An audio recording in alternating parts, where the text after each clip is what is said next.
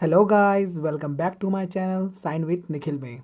तो आज हम देखेंगे कि कैसे भारत जब आज़ाद होने की तरफ बढ़ता गया और जैसे कि भारत के जितने भी स्वतंत्रता पाने के लिए जो लोग जद्दोजहद कर रहे थे और वो लोग अपनी सक्सेस की ओर बढ़ रहे थे, तब तब तक ब्रिटिशों ने कुछ संवैधानिक परिवर्तन करना चालू कर दिया जिससे भारतीय खुश हो सके।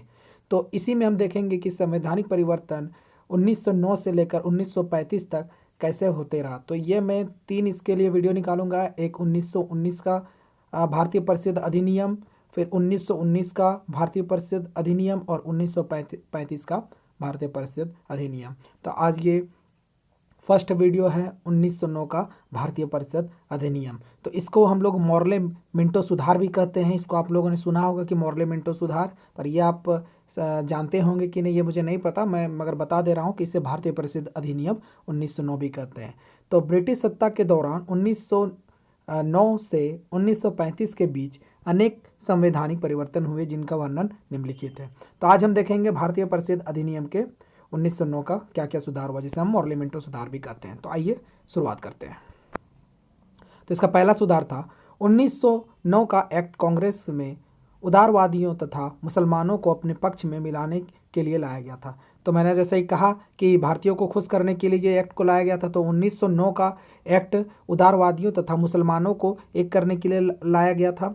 केंद्रीय विधान परिषद के सदस्यों की संख्या 69 कर दी गई। ठीक है, तो केंद्र विधान परिषद के जितने भी सदस्य थे उनका संख्या बढ़ाकर 69 कर दिया गया, जिसमें 37 शासकीय सदस्य तथा 32 अशासकीय वर्ग के थे। मतलब जो शासन व्यवस्था में शामिल थे उनके सदस्य थे 37 और जो अशासकीय सदस्य जो शासन नहीं कर रहे थे उनका सदस्य की संख्या थी 32। ठीक है, शासकीय सदस्यों में केवल 9 पदेन सदस्य थे अर्थात इसमें 9 पदेन सदस्य का मतलब था गवर्नर जनरल तथा उसके 7 कार्यकारी पार्षद और एक असाधारण सदस्य तथा 28 सदस्य गवर्नर जनरल द्वारा मनोनीत किए जाते थे। मतलब गवर्नर जनरल के साथ जो काम करते थे 7 कार्यकारी पार्षद थे और एक असाधारण सदस्य था और 28 गवर्नर जनरल के द्वारा मनोनीत किया जाता था, मतलब गवर्नर जनरल के द्वारा चुना जाता था। अब 32 अशासकीय सदस्यों में 5 गवर्नर जनरल द्वारा मनोनीत होता था, मतलब 5 गवर्नर जनरल चुनते थे 32 अशासकीय सदस्यों के बीच में, और 27 निर्वाचन होते थे।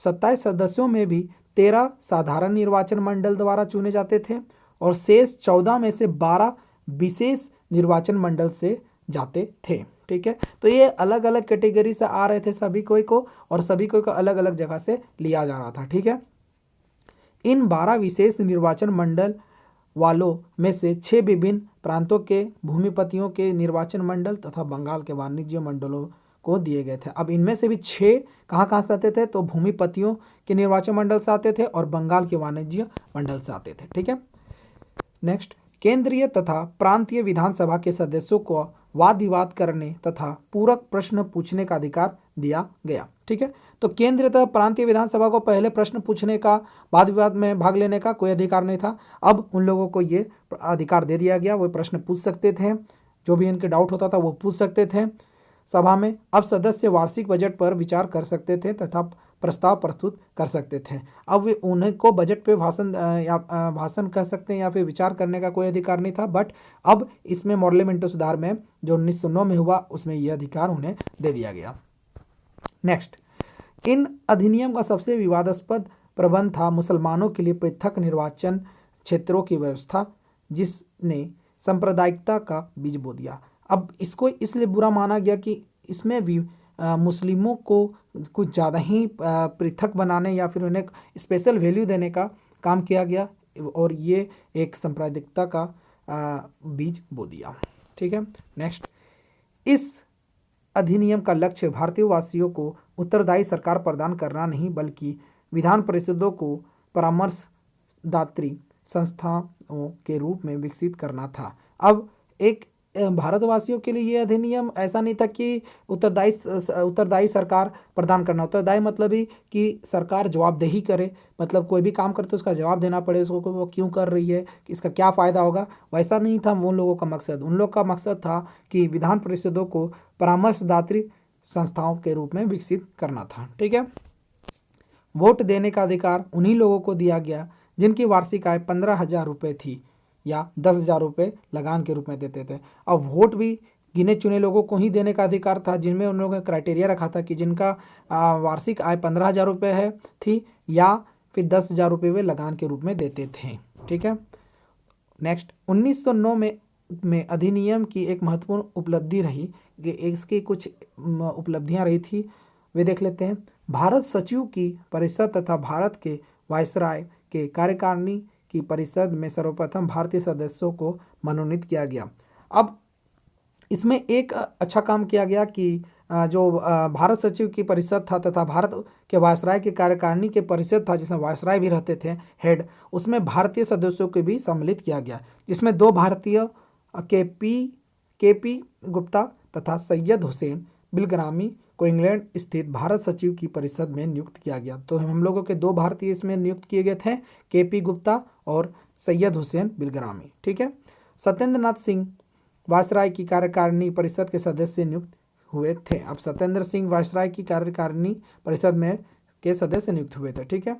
मुसलमानों के लिए पृथक निर्वाचन क्षेत्रों की व्यवस्था में सांप्रदायिकता के जहर को फैलाने का कार्य किया। अब क्या हुआ, मुसलमानों को जो पृथक निर्वाचन क्षेत्र की व्यवस्था दी गई थी उसमें वो जहर फैलाने का काम किया। और लॉर्ड मॉर्ले ने मिंटो को लिखा था, उन लोगों ने पहले ही इसकी आगाह किया था मगर वे लोग इस सुधार को किए, जबरदस्ती का यह सुधार किया गया। और लॉर्ड मॉर्ले ने मिंटो को लिखा था कि पृथक निर्वाचन की व्यवस्था कर हम नाक के दांत बो रहे हैं, इसके परिणाम भयानक होंगे। तो मॉर्ले ने मिंटो को ये अपना स्टेटमेंट बोला था।